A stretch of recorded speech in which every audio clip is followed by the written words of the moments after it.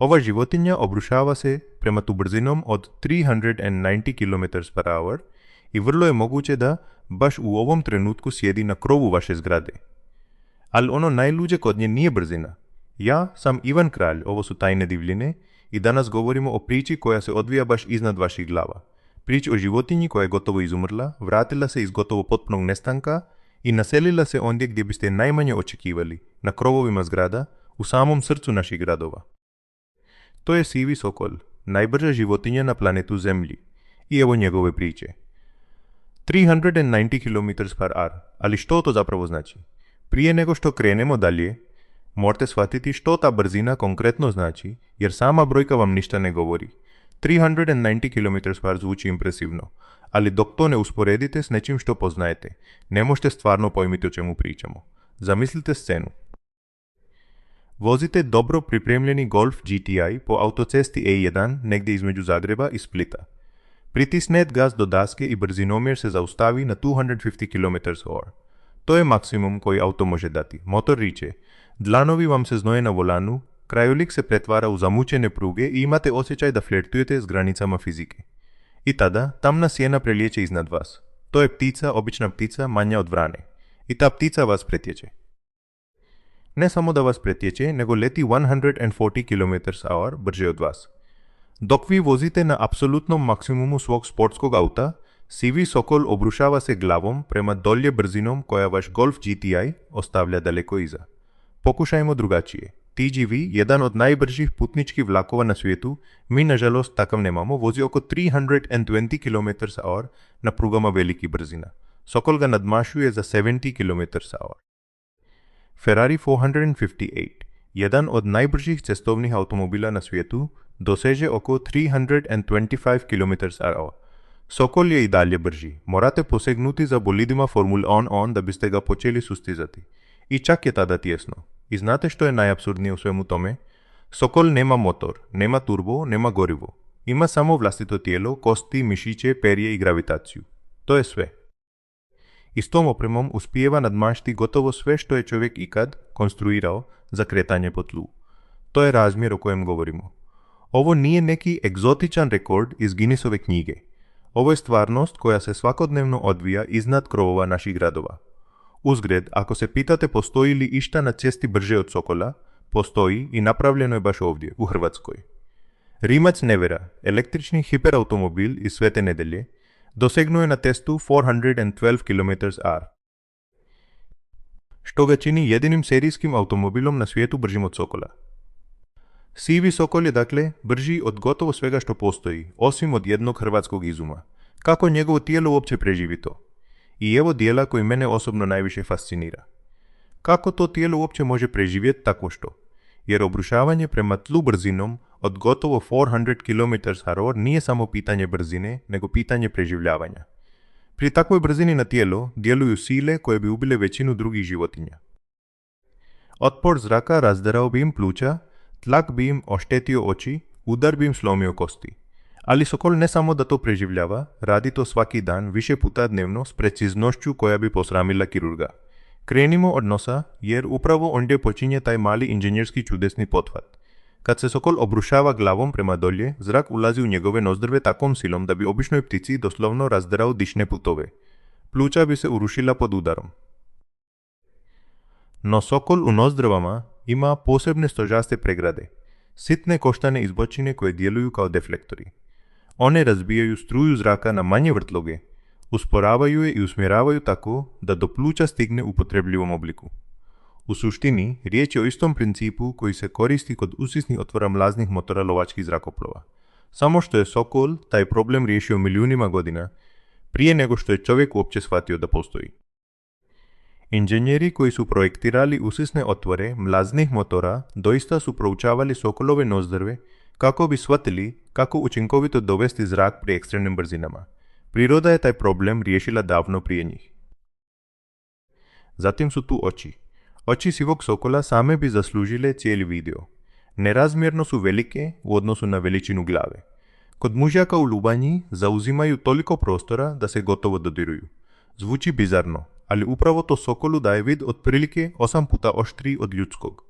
8 puta. Sokol može uočiti goluba u letu s nekoliko kilometara udaljenosti, prema nekim procjenama i do 5 kilometara. Kad biste stajali na jednoj strani Zagreba, a golub letio na drugoj, Sokol bi ga vidio.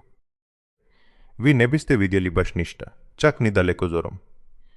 I povrh toga, njegove oči mogu istovremeno pratiti do 3 objekta u pokretu. Zamislite, vi se jedva uspijevate koncentrirati na jednu stvar, a Sokol prati 3 istovremeno, svaki na svojoj proputanji, procjenjujući u stvarnom vremenu koji od njih nudi najbolju priliku za uspješan vat. Ali to nije sve što njegove oči znaju. Pri brzinama blizu 400 km/h, struja zraka bi mu trenutačno isušila i oštetila rožnicu. Zato Sokol ima takozvani treći kapak, odnosno trepavičnu opnu. To je prozirna membrana koja se razvuče preko cijelog oka, štiteći ga od vjetra, prašine i sušivanja, dok mu i dalje omogućuje da vidi kroz nju. Funkcionira poput bioloških zaštitnih naočala. Piloti lovaca nose posebne kacige s vizirom da zrak ne bi oštetio njihove oči. Sokol ima svoj vizir ugrađen izravno u tijelo i koristi ga automatski pri svakom napadu bez razmišljanja. Pa onda tu je i kostur. Kostur sivog sokola je od najimpresivnijih primjera evolucijskog inženjerstva u cijelom životinjskom svijetu. Kosti su mu šuplje, kao kod većine ptica, ali dodatno ojačane unutarnjim potpornjima. Zamislite to kao šuplju gredu mosta, laganu, ali nevjerojatno čvrstu zahvaljujući unutarnjoj strukturi. Prsna kost, na koju se hvataju mišići za let, proporcionalno je znatno veća nego kod drugih grabljivica slične veličine. To je zato što Sokolu treba golema mišićna snaga, kako bi nakon obrušavanja mogao raširiti krila, naglo promijeniti smjer i pogoditi plijen bez lomljenja vlastitog tijela. I obratite pažnju na jednu stvar. Sokol ima duga, šiljasta krila i neobično kratak rep. To nije slučajno. To je oblik osmišljen da minimizira otpor zraka tijekom pada. Kad sklopi krila uz tijelo i skupi se u oblik kapljice, njegov aerodinamički profil podsjeća na projektil. Otpor zraka pada na minimum i gravitacija odrađuje ostalo. I u tom trenutku Sokol ne pada nasumično, pada potpuno kontrolirano, s apsolutnom vlašću nad svakim milimetrom svoje putanje. Može promijeniti smjer za 0,1 sekunde. Treptaj oka traje 0,3 sekunde. To znači da Sokol promijeni smjer one five puta brže nego što vi stignete trepnuti. Cijelo to tijelo je oružje. Svaki detalj, od oblika nozdrva preko veličine očiju do zakrivljenosti panđi. Rezultat je milijuna godina evolucije, koja je ovaj stroj oblikovala za jedan jedini cilj. Postati najučinkovitiji zračni predator na planetu. I znate što? Uspjelo je. Sokol koji živi u našim gradovima, a sada, evo dijela zbog kojeg zapravo snimamo ovaj video. Jer kad čujete najbrža životinja na svijetu, vjerojatno zamišljate otvorenu afričku savanu, beskrajne litice engleske ili škotske obale, ili možda spektakularne kadrove iz BBC-jeva dokumentarca, gdje narator šapće u kameru dok Sokol u usporenom snimku pada iz oblaka. No stvarnost je posve drugačija i vjerojatno mnogo zanimljivija. Sivi Sokol tradicionalno gnijezdi na liticama Velebita, Jadranskih otoka, kanjona i planinskih vrhova. U Hrvatskoj gotovo niti posto populacije živi upravo u Primorju i njegovom zaleđu. No sve više se doseljavaju u gradove, uključujući kontinentalnu Hrvatsku. Gnijezda su zabilježena na Medvednici i u samom Zagrebu, a sokolove sve češće viđaju i na neboderima rijeke. I većina ljudi koji svaki dan prolaze ispod njih nema pojma da najbrža životinja na planetu Zemlji sjedi baš iznad njihove glave. Razmislite malo o tome. Svaki dan idete na posao, prolazite pored svoje zgrade, možda pored dimnjaka nekadašnje tvornice ili tornja katedrale, a tamo gore, na 30, 50 a 100 metara visine, sjedi predator koji se obrušava prema tlu brže od Ferrarija. I vi o tome ništa ne znate. Nitko vam to nije rekao. Nitko vas na to nije upozorio. A ipak tuđe stvarnost. Zagrebačka katedrala sa svoja 2 tornja visoka, 104 i 105 metara, najviša je građevina u Hrvatskoj, pravi umjetni greben usred grada, savršen za pticu koja traži visinu i pregled.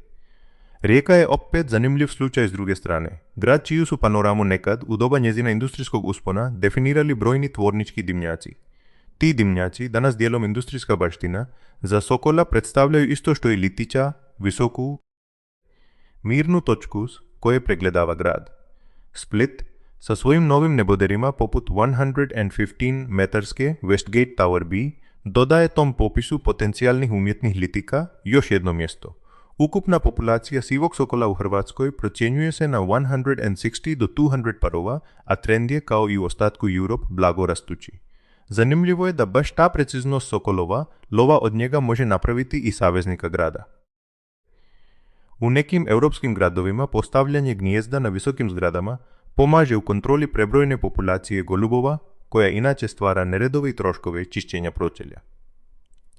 Ako vam se ova tema svidjela, ako vas je iznenadilo da najbrža životinja planeta možda živi baš iznad vaše zgrade i ako želite otkriti još izvanrednih životinja koje žive odmah iza vašeg prozora, pretplatite se na kanal Tajne divljine i uključite zvončić da vam ne promakne nijedan sljedeći video.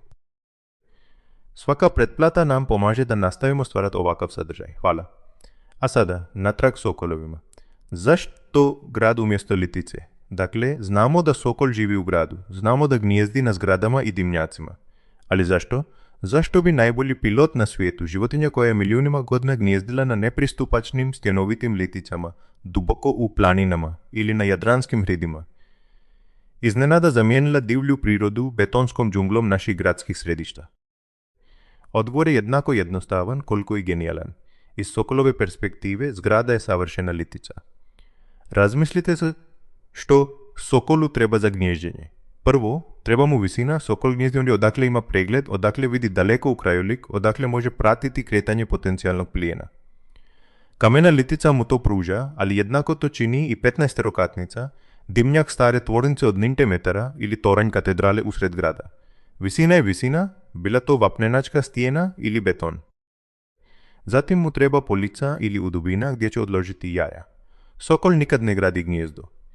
Za razliku od većine ptica, koje pomno pletu konstrukcije od grančica i trave, sokol jednostavno pronađe prikladnu ravnu površinu, položi na nju jaja i to je to. Na litici je to obično udubina pod previsom stijene. Na zgradi je to vijenac, atika, oluk ili tehnički prostor. Za sokola ne postoji baš nikakva razlika. Također mu treba zaštita od predatora. Na stjenovitoj litici najveća prijetnja dolazi od kune ili velike ušare.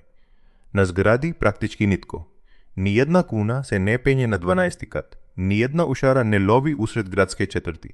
Zgrada je, iz sokolove perspektive, nepristupačna tvrđava, sigurnija od većine prirodnih gnjezdilišta. I na kraju možda najvažnija stavka, treba mu hrana. A čega ima u izobilju u hrvatskim gradovima? Golubova.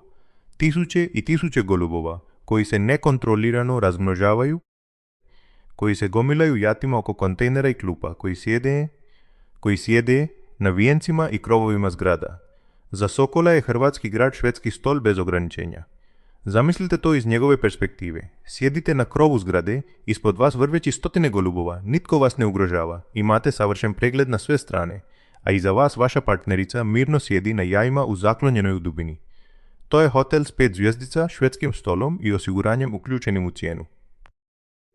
Ono što mene osobno najviše fascinira jest to da sokol nije došao u grad iz nužde. Nije došao zato što nije imao kamo drugdje otići. Došao je zato što je iz njegove perspektive grad objektivno bolje mjesto za život od divlje prirode. Više hrane, više sigurnosti, više prilika za gnježđenje. Sokol nije odabrao zgradu zato što je morao, odabrao ju je zato što je htio. I to mi je apsolutno fascinantna demonstracija sposobnosti prilagodbe prirode. Anatomija lova, ali kako zapravo izgleda lov iznad stambenog naselja, to je nešto što je vidio vrlo malo ljudi, a razumjelo ih je još manje. Rastavimo to korak po korak. Sokol sjedi na krovu zgrade. Rano jutro. Sunce se tek diže nad naseljem i golubovi počinju napuštati svoja skloništa na vijencima i balkonima. Sokol je nepomičan, izgleda kao da se odmara, ali ništa ne ispušta iz vida. Njegove oči, 8 puta oštrije od vaših, pretražuju nebo unaokolo. Prati svaki pokret, svakog goluba, svakog čvorka, svaku vranu. Procjenjuje udaljenost, brzinu, smjer, visinu. Traži ono koji leti malo sporije, malo manje pažljivo, malo dalje od jata. I pronađe ga. Golub koji se odvojio od skupine. Leti sam, možda 200 metara ispod sokola, mirnim, ravnim letom. Ništa ne sluti. Ne može ni posumnjati jer se sokol u tom trenutku nalazi u njegovoj slijepoj točki, visoko iznad njega, na mjestu gdje golub gotovo nikad ne podigne glavu. Sokol se diže. Nekoliko zamaha krilima podigne ga još više kako bi dobio na potencijalnoj energiji. I onda počinje. Sklopi krila uz tijelo, povuče ramena, skupi se u oblik kapljice i počinje padati. Ne letjeti, padati. Kontrolirano, ali padati. Gravitacija ga vuče prema dolje i Sokol Joy ne pruža otpor. Naprotiv, pomaže si s nekoliko zamaha krilima zabačenim unatrag kako bi dodatno ubrzao. Za nekoliko sekundi njegova brzina prelazi 300 km/h. Struđa zraka huči oko njegova tijela, treći kapak prekriva mu oči. Nosne pregrade prigušuju udar zraka. Cijelo tijelo vibrira poput projektila, a Sokol i dalje vidi. I dalje točno zna gdje je golub u svakom trenutku i korigira putanju sitnim pokretima tijela. Zatim, nekoliko metara od golubova repa, Sokol napravi nešto nevjerojatno. Naglo raširi krila. Ta iznenadna promjena aerodinamičkog profila prebacuje ga i spada u gotovo okomet položaj. Inercija ga nosi na razinu goluba, točno u njegovu slijepu zonu, odozdo i odostraga. Golub uopće ne shvaća što se događa. U posljednjoj dijelić sekunde Sokol nagne zdjelicu prema naprijed, ispruži noge i zabije panđe u golubovo tijelo. Udarac je razoran. Snaga stiska Sokolovih panđi usporediva je sa stiskom ruke snažnog muškarca. Ali ono što je bitno nije samo snaga, nego brzina. Pri udaru brzinom većom od 300 km/h, šok je toliko golem da golub obično umre na licu mjesta. Nema vremena ni vrisnuti ni trepnuti. 1 sekundu miroljubivo leti iznad naselja, sljedeću sekundu pada prema tlu, mrtav prije nego što je stigao shvatiti što mu se dogodilo. I evo važnog detalja koji mnogi ne znaju. Sokol se ne trudi udariti goluba izravno. Kad bi udario goluba cijelom svojom težinom pri 400 km/h, slomio bi si vlastite noge. Zato leti tako da ga inercija dovede na razinu plijena, a tek onda udara panđama. To je pomalo poput razlike između udara autom u nešto i hvatanja nečega ispruženom rukom iz auta u pokretu. Sokol ne udara, on hvata, ali hvata pri brzinama koje postižu samo trkači automobili. Jeste li se uzgred zapitali zašto Sokol napada pojedinačnu jedinku, a ne cijelo jato? Zato što ne može drugačije. Pri takvoj brzini jurnuti u više ptica odjednom bilo bi nekontrolirano. Zato se neke vrste, u obrani od Sokola, grupiraju uzbijeno jato. Čvorci to rade odlično. Formiraju ogromne pulsirajuće oblake koji zbunjuju Sokola, koji ne uspijeva izdvojiti jedinstvenu metu i radi odlaz tražiti lakši plijen negdje drugdje. Ali u stambenom naselju izoliranih golubova ne nedostaje. Ali u stamkolih lovi dan za danom s preciznošću i učinkovitošću koje bi posramile bilo kojeg ljudskog lovca. I neki ljudi su s tome svjedoci. Stojeći na balkonu na 12. katu, s jutarnjom kavom u ruci, iznenada vide tamnu sjenu kako fijuće pored njih. Čuju prigušen udar, pogledaju dolje i ugledaju nekoliko pera na pločniku. Većina pomisli da je auto udario goluba ili da je jednostavno pao. Nikad im ne bi palo na pamet da su upravo svjedočili jednom od najsavršenijih lovačkih manevara u cijelom životinskom svijetu. Suživot sa Sokolom u srcu grada i dolazimo do jednog od najzanimljivih poglavlja cijele ove priče. Suživota Sokola i čovjeka u modernom hrvatskom gradu. Jer čim Sokol zagnijezdi na zgradi ili dimnjaku u centru grada, javlja se čitav niz situacija, fascinantnih, smiješnih, dirljivih, a ponekad i dramatičnih. Krenimo od najdramatičnijeg, mladunčadi. Ženka obično snese 3 do 4 jaja krajem ožujka ili u travnju. Inkubacija traje oko mjesec dana, dok mužjak lovi i donosi joj hranu. Nakon izlijeganja, mladi ostaju u gnijezdu još 5 do 6 tjedana prije prvog pokušaja leta. I tu postaje zanimljivo, jer prvi let mladog Sokola s 12. kata zgrade ne prođe uvijek dobro. Mladunče nema iskustva s letom, koordinacija mu još nije uhodana i ponekad jednostavno padne. Ne slitiće u provaliju, nego sa zgrade na pločnik, na parkiralište, u vrt. I ondje ga pronađe prolaznica koja ide u kupovinu, čovjek koji šeće psa, majka s kolicima. I što se tada radi? Zove se ornitologe. U Hrvatskoj postoji mreža ljudi koji se brinu o sokolovima, članovi udruge Biom, lokalne prirodoslovne udruge, centri za spašavanje divljih životinja. Oni dođu, pregledaju mladunče i ako je dobro, vrate ga na krov. Ponekad ga vrati tehničar održavanja, ponekad treba intervenirati penjač, ponekad je dovoljno malo hrabrosti i dizalo. No trenutak, kad se netko približi Sokolovu gnijezdu, to je sasvim druga priča. Jer ženka brani svoje mlade s energijom kakvu ne biste očekivali od ptice veličine vrane. Ženka sivog sokola znatno je veća i teža od mužjaka. Može težiti i preko kilograma i kad se osjeti ugroženom napada. Obrušava se glavom prema uljezu brzinom koja mu može rasjeći kožu na glavi. Ornitolozi koji kontroliraju gnijezda zato nose prave kacige, kao na gradilištu, jer je ženka koja brani mladunčad pomalo poput malog vođenog projektila i nitko ne želi biti na kraju te putanje. Poznati su slučajevi kad su sokolovi napali radnike koji su došli popraviti antene na krovu zgrade, ne znajući da ondje gnijezdi grabljivica. Zamislite scenu, popnete se na krov popraviti televizijsku antenu i odjednom se s neba na vašu glavu obrušava nešto što izgleda poput malog lovačkog zrakoplova. To je iskustvo za koje vas nikakva obuka ne pripremi. I onda su tu kamere. To je fenomen koji je posljednjih godina poprimio velike razmjere diljem Europe pa i kod nas. Na desecima gnjezdilišta postavljene su web kamere koje uživo prenose unutrašnjost kućica u kojima sokolovi legu jaja. I tisuće ljudi to prati. Gledaju s računala ili telefona, komentiraju svaki pokret. Ljudi daju imena sokolovima, prate ženku kako sjedi na jajima. Brinu se kad mužak donese premalog goluba. Vesele se prvom izljeganju. Tuguju kad se jaj ne izlegne. I znate što je najljepše u svemu tome? Da to djeluje. Ta pažnja, ta interes javnosti, činjenica da obični ljudi shvate da na dimnjaku njihove četvrti gnijezdi rijetka grabljivica, to ima stvaran utjecaj na zaštitu vrste. Kad ljudi znaju da je sokol ondje, ponašaju se drugačije. Izbjegavaju nepotrebno slati radnike na krov u vrijeme gnježđenja. Prijavljuju sumnjive aktivnosti. Javljaju kad pronađu palo mladunče. Povratak s ruba izumiranja taj uspjeh nije slučajan, a da bismo ga razumjeli moramo se malo vratiti unatrag. 50. i 60. godina prošlog stoljeća diljem svijeta se masovno koristio pesticid DDT. Bio je to insekticid namijenjen uništavanju komaraca i drugih štetočina i djelovao je samo što je imao razoran nuspojav. DDT se nakupljao duž hranidbenog lanca. Kukci su ga apsorbirali u malim količinama. Ptice koje su jeli te kukce nakupljale su ga više. A grabljivice koje su jele te ptice nakupljale su ga najviše. Sivi sokol na samom vrhu tog hranidbenog lanca nakupljao je DDT u svom organizmu do te mjere da su ljuske njegovih jaja postajale preslabe. Ženke bi ih drobile tijekom sjedenja. Mladunčad se nije mogla razviti. Plodnost parova doslovno se urušavala.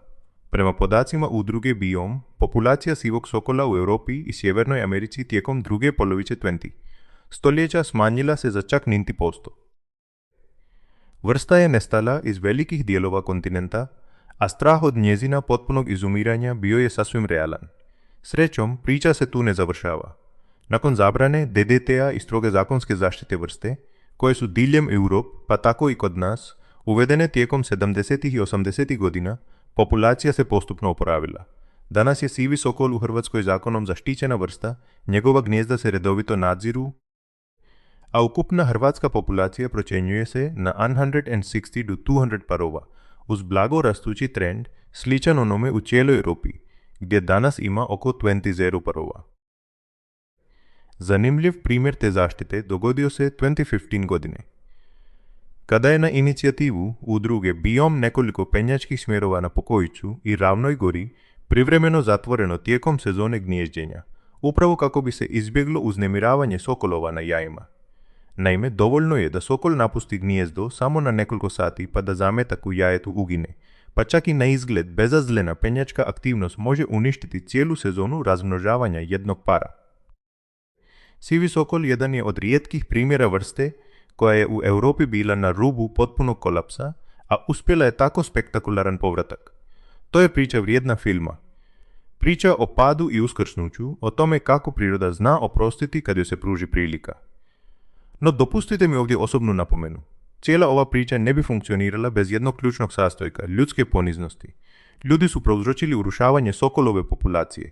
Ljudi su zabranili DDT. Ljudi su postavili kućice za gnježđenje. Ljudi su nadzirali gnijezda. I ljudi su ti koji danas prate web kamere i vesele se svakom izljeganju. To je lijepa priča o ljudskoj odgovornosti, dokaz da kad napravite grešku, ponekad je možete ispraviti.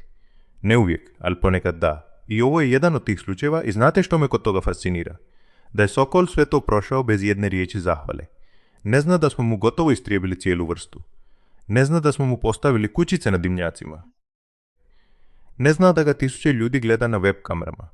On jednostavno radi ono što je oduvijek lovi, radio, Lovi, gnijezdi, othranjuje mlade s preciznošću i elegancijom koje se milijunima godina nisu promijenile. Jedno što se promijenilo je kulisa. Danas vijenac zgrade iznad stambenog naselja, ali ptica ostaje potpuno ista, savršen stroj koji je evolucija oblikovala milijunima godina. Tu se nameće pitanje na koje vam ne mogu dati jednoznačan odgovor, ali koje vrijedi razmotriti. Kako to da većina nas živi pored najbrže životinje na planetu, a da o tome nemamo pojma? Kako to da prolazimo ispod zgrada, dimnjaka, tornjeva, a nikad ne podignemo glavu? Kako to da se oko nas svakodnevno odvijaju prizori koje bi gledatelji National Geographica smatrali nezamislivima, a mi ih jednostavno ignoriramo? Mislim da je to zato što smo naučili gledat prema dolje, u mobitel, u pločnik, u vlastite cipele. Zaboravili smo gledat prema gore, a upravo se ondje gore odvijaju stvari puno zanimljivije od bilo čega na ekranu našeg mobitela. Nekoliko činjenica koje možda ne znate, recimo još nekoliko riječi o sivom sokolu. Činjenice koje možda ne znate i koje bi vas mogle iznenaditi. Sivi sokol je kozmopolitska vrsta. To znači da živi na gotovo svim kontinentima, osim Antarktike. Nalazimo ga u Sjevernoj Americi, Južnoj Americi, Europi, Aziji, Africi, Australiji. Prema izvorima opisano je više od 10 podvrsta koje se razlikuju bojom i veličinom. U tropima su sokolovi tamniji, na sjeveru svjetliji. Onaj koji živi kod nas ima sivo-plavičasta leđa, svijetlu donju stranu s tankim poprečnim prugama, tamnu kapu na glavi i karakterističan crni brak na obrazu, nezamjenjiv znak svih sokolova. Lijepa je to ptica i kad je vidite kako sjedi na vijencu zgrade, u tom ponosnom stavu s prodornim pogledom razumijete zašto je oduvijek bila simbol snage i plemstva u sokolarstvu, disciplini staroj više od 3000 godina. Sokol i čovjek dijele zajedničku povijest dugu tisućljećima. Sokolarstvo, odnosno lov uz pomoć uvježbanih grabljivica, jedan je od najstarijih oblika lova na svijetu. Stari Egipćani prikazivali su sokola kao boga Horusa, gospodara neba i sunca. Srednjovjekovni kraljevi plemstvo diljem Europe, vjekovni kraljevi i plem s lovačkom pticom, smatrali su sivog sokola najplemenitijom lovačkom pticom. Posjedovanje uvježbanog sokola bio je privilegij visokog plemstva. A tijekom Prvog svjetskog rata sokol je u nekim vojskama čak proglašen državnim neprijateljem, jer je lovio poštanske golubove koji su prenosili tajne vojne poruke. Vojske su aktivno progonile sokolove. Zamislite to. Vojska protiv ptice i ptica je pobjedila. Sokol je životinja vjerna svom gnjezdilištu godinama unaprijed. Kad pronađe dobro mjesto, vraća se ondje sezonu za sezonom. I još je izvanrednija činjenica da sokolovi često formiraju parove za cijeli život. Partneri se svake godine vraćaju na isto gnjezdilište i zajedno othranjuju mlade. Mužjak lovi i donosi hranu. Ženka sjedi na jajima, a nakon izlijeganja trga plijen na manje komadče za mladunčad. Prvih 14 dana nakon izlijeganja lovi isključivo mužjak, zatim se uključi i ženka. Mladi spolnu zrelost dostižu u 2. ili 3. godini. Sokol se gnijezdi samo jednom godišnje, jedno leglo, 3 do 4 jaja jednom na godinu. Ako nešto pođe po zlu, jaje se razbije, mladunče padne i ne preživi, sljedeća prilika dolazi tek idućeg proljeća. Zato je svako uspješno gnježđenje toliko vrijedno, zato ornitolozi tako pomno nadziru svako gnjezdo i zato je svako izletelo mladunče malo čudo. I znate li što se dogodi kad neko od tih mladunčadi odraste i napusti rodno gnjezdo? Odleti stotinama, ponekad tisućama kilometara. Traži vlastiti teritorij, vlastito gnjezdilište, vlastitog partnera. Neki sokolovi rođeni u Hrvatskoj kasnije su pronađeni u Italiji, Austriji, čak i u Skandinaviji. I obrnuto, mnogi sokolovi koji danas gnjezde kod nas rođeni su u susjednim zemljama. Zato se zove sivi sokol, ali u mnogim jezicima nosi ime koje doslovno znači putnik ili hodočasnik. Jer putuje. Mladi se sele na goleme udaljenosti prije nego što se skrase. Odrasli su stabilni, vjerni svom mjestu, ali mladi kreću u istraživanje svijeta. I htio bi spomenuti još jednu stvar koja možda djeluje kao detalj, ali je zapravo ključna za opstanak cijele vrste, broj prikladnih gnjezdilišta. U prirodi sokol gnjezdi na stjenovitim liticama, ali mirnih litica u Hrvatskoj je sve manje. Penjači, planinari, fotografi, ljudi koji dolaze po sport ili doživljaj, a da toga nisu ni svjesni, uznemiravaju sokolove koji gnjezde. To uznemiravaju sokolove koji gnjezde. Dovoljno je da se netko približi litici dok ženka sjedi na jajima pa da par napusti gnjezdo. Par uznemiren jednom te godine možda uopće neće zagnjezditi. Zato su gradska gnjezdilišta toliko važna. Svaki dimnjak, svaki toran, svaka zgrada na kojoj se sokol naseli jedno je gnjezdilište više. Gnjezdilište koje ne mora konkurirati s turistima i penjačima. Gnjezdilište koje je paradoksalno sigurnije od divlje prirode, jer se nitko tek tako ne popne na krov 12-terokatnice. Zato su toliko dragocjene i kućice za gnježđenje, one limene ili drvene kutije, otprilike metar sa metar, koje ornitolozi postavljaju na dimnjake i visoke zgrade. Kućica sokolu nudi sigurno mjesto, zaštićeno od kiše, vjetra i predatora. Sokol je ne mora prihvatiti, nitko ga na to ne prisiljava, ali najčešće je prihvati, jer mu kućica nudi točno ono što traži, visinu, sigurnost i mir. Kako izgleda i kako ga prepoznati?